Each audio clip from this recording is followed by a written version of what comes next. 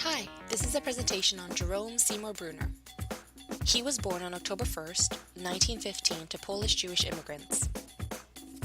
He grew up in New York City and was the youngest of four. He was born blind, but at the age of 2 he had operations to allow him to see. He has stated in the past that his blindness never crippled him and that it gave him a spacious air of great alertness.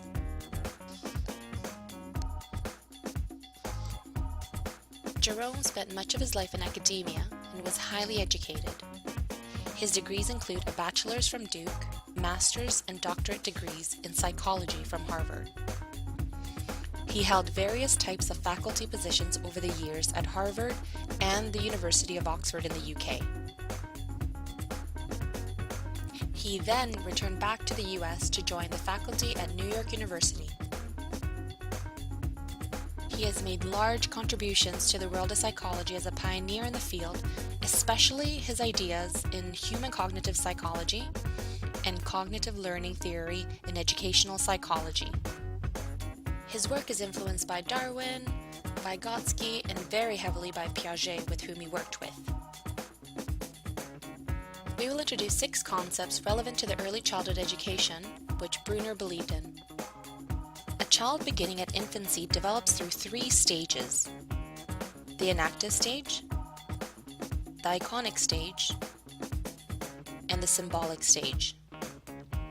Bruner believes that just as a child goes through each of these 3 stages when growing up, anytime we are presenting new instruction to the students, we should present it by going through these 3 stages.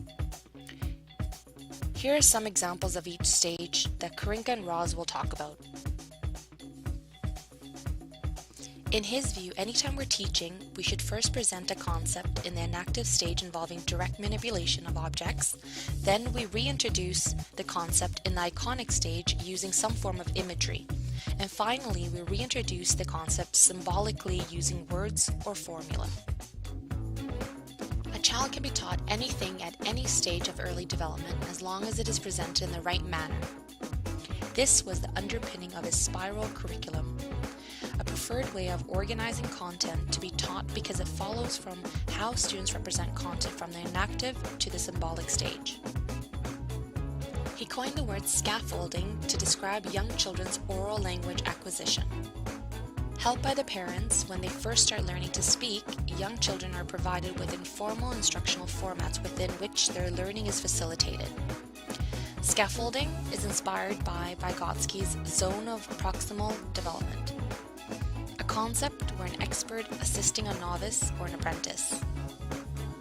Children are active in the process of learning, continually structuring and restructuring their environment.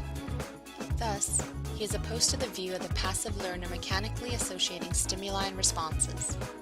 Instead, Bruner believes that people selectively perceive certain aspects of their environment, represent those perceptions internally, and then act on those internal representations. Education should create learners who learn for the sake of learning. Discovery learning is important according to Bruner because it provides the opportunity for students to construct their own meaning rather than simply memorizing the meaning someone else has assigned to something. Discovery learning has students as active, engaged participants in the process, which also enhances their intrinsic motivation for learning.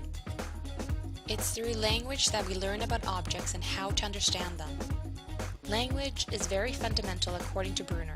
For people at the symbolic stage, language is also the basis of our thought. Because language is so vital to our thought process, if we do not have the word for a concept, then according to Bruner, we don't fully understand the concept.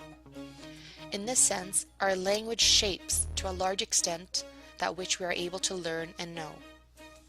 Collectively, these concepts are part of the learning theory of education. Bruner has had further influence as an architect of the U.S. Department of Education's revolutionary Head Start program and as a consultant in the modern development of Reggio Emilia curriculum. Bruner lived to 100 years old and only died this year on June 5th. He has left a large mark on educational psychology and early childhood education. During his lifetime, he published many books. These are just some of them.